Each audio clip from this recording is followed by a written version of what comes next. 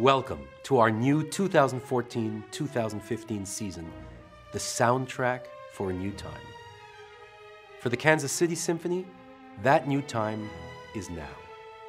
Having music in our lives is essential and transformational, and our great orchestra is proud to provide the soundtrack for our shared future in a great city.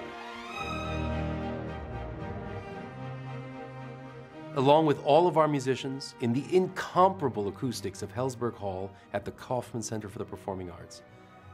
That soundtrack features such world-renowned artists as Joyce DiDonato, Pinchas Zuckerman, Yefim Bronfman, Asmo Fenska, and Bramwell Tovey, to name only a few.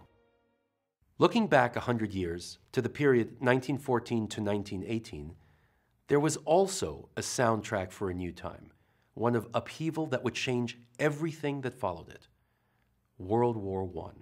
Given that Kansas City is the proud home to the only national World War I memorial and museum, it's especially appropriate to acknowledge this commemoration.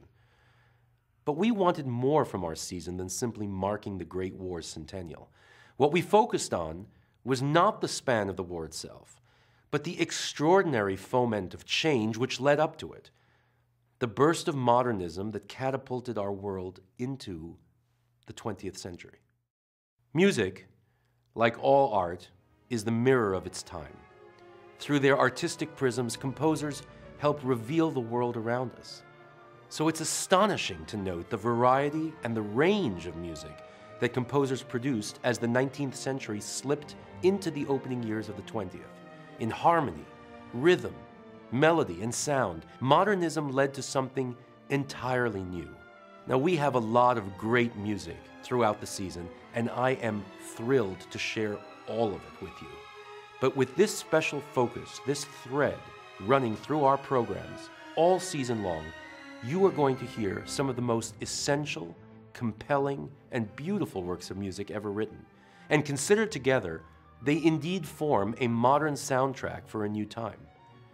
While not grouped in chronological order or compressed into a limited set of concerts, the works reflect the spirit of the time, the undercurrent of restless change that was in the air. There is much to examine, consider, and learn from the cataclysm of the Great War. It marked the true end of the 19th century and launched the world into a modern age, influencing the entire course of political, economic, and social events of the 20th century.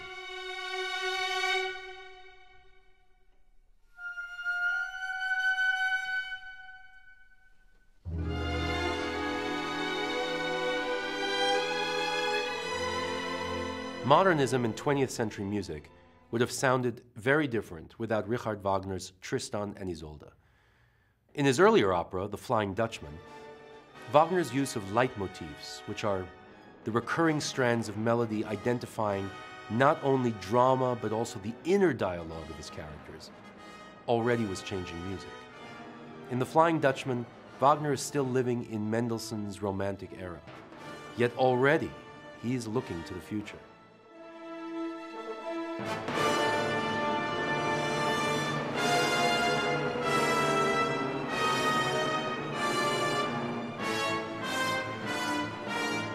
Then, a quarter century later, the Tristan premiere arrives. Major composers as disparate as Liszt, Richard Strauss, Schoenberg, and Debussy all cited their indebtedness to the harmonic innovation in Tristan. In the famous Prelude and Love Death, Wagner challenges all the established rules of harmony and the expectation of consonance.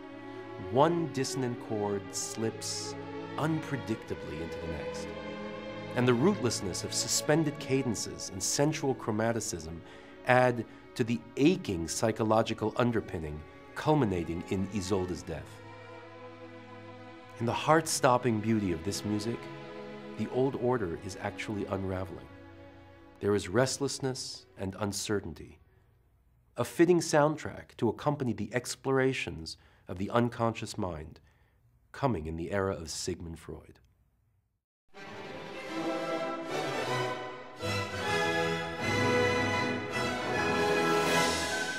Wagner's language of complex harmonic layers and his organization of dramatic motifs inspired the young Richard Strauss, who burst on the musical scene with the premiere of his tone poem, Don Juan.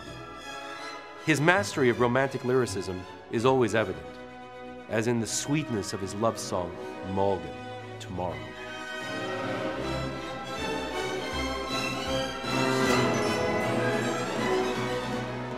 In Don Juan and his kaleidoscopic Ein Heldenleben, a hero's life, he casts himself as the protagonist in both of those miraculous tone poems, which push the envelope in their harmonic language, rhythmic invention, propulsion, and theatrical energy.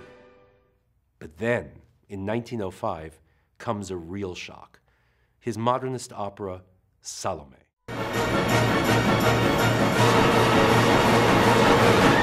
It was controversial, to say the least, but a huge success. And it captured the spirit of the age: violent, explicit, unsettling, and thrilling. This was music for a changing time.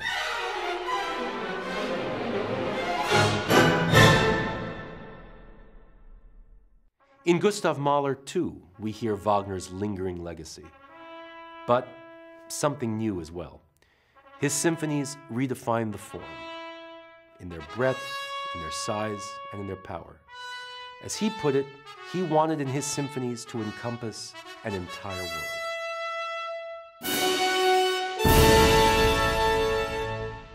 And his fifth symphony is Prisha.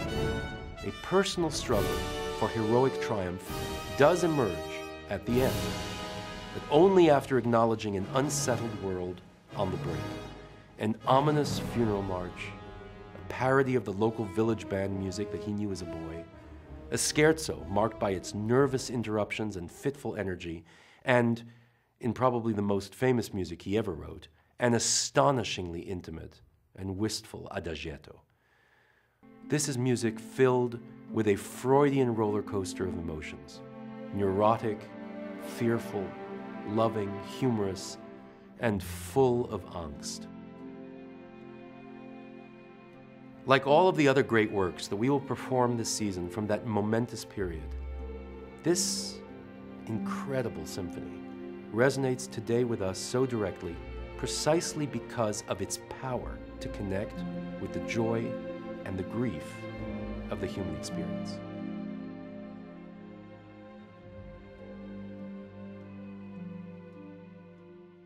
In Arnold Schoenberg's Verklärte Nacht, Transfigured Night, written at the very final edge of the old century, we hear the ultimate expression of Tristan's harmony transformed into a new language.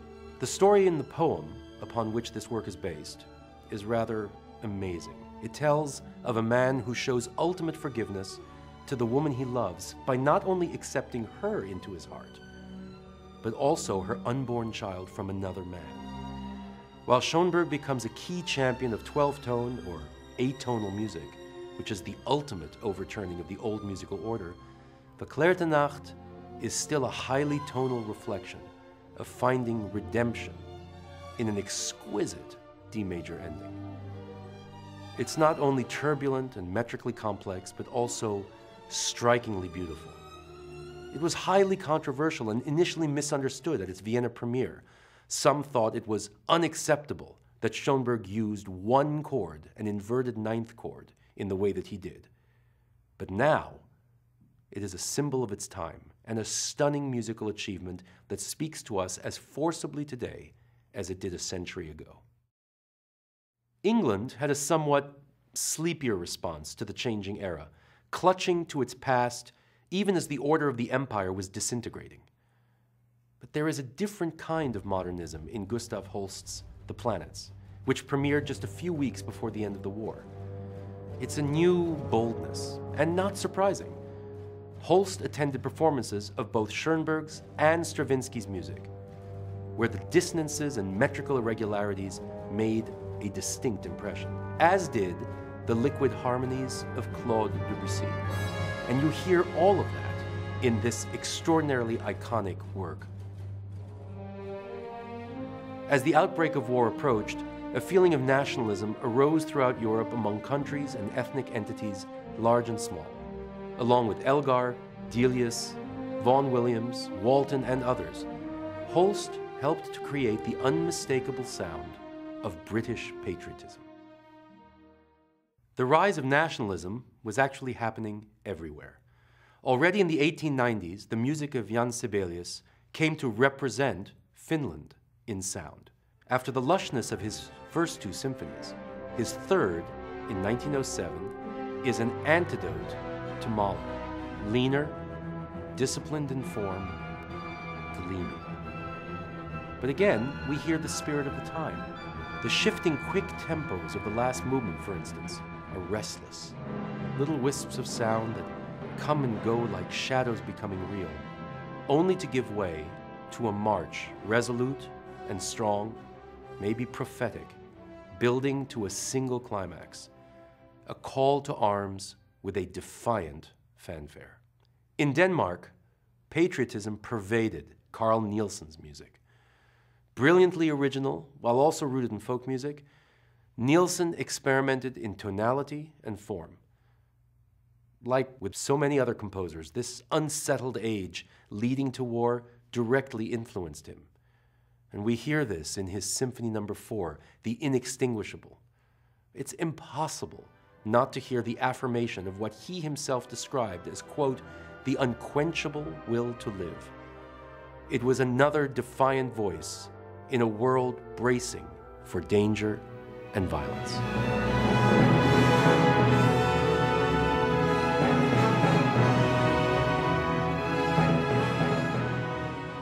There was no doubt that in the early 20th century, Paris was it.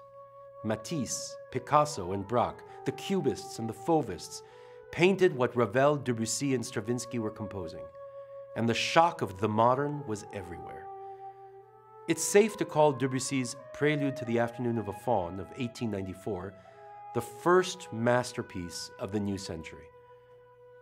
In a mere 10 minutes, based on Stéphane Mallarmé's sensual poem, and using a full range of pentatonic harmonies that seemed shocking, despite the liquid textures of the music's surface, this was an utterly new sound.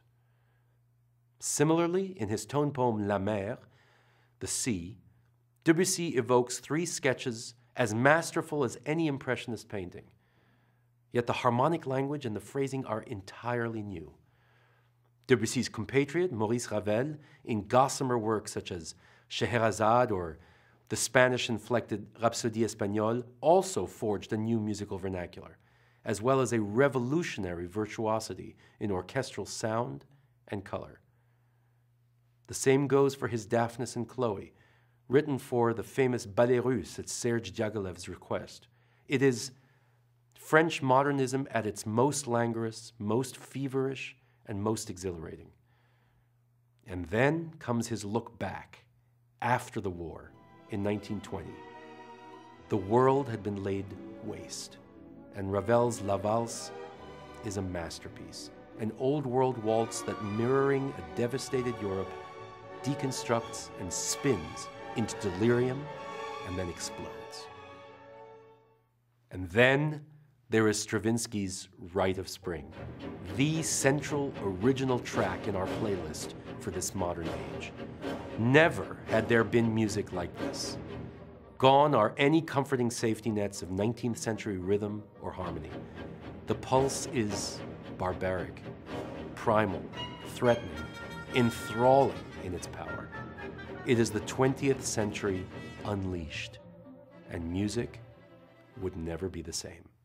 In all our concerts this season, every program has music of profound meaning and transformational beauty. Our soundtrack also includes beloved works by Tchaikovsky, Rachmaninoff, Mozart, and Beethoven, as well as Brahms, Haydn, and Dvorak, enduring and essential music for any age.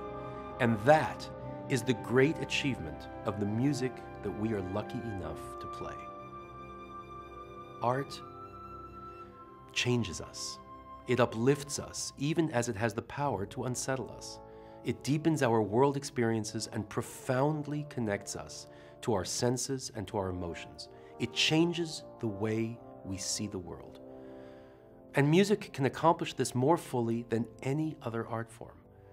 Disembodied from any distractions, music can mainline directly into the inner ear of our subconscious, awakening our deepest longings, our most private and visceral reactions and feelings, and our most joyful spirit. That hypnotic pull is equally evident when we discover music written in our time, as it is when we revisit the enduring genius in great works of the past. The power of music is magic, and that conviction is at the heart of everything we work for at the Kansas City Symphony. So come with us and explore the soundtrack for a new time.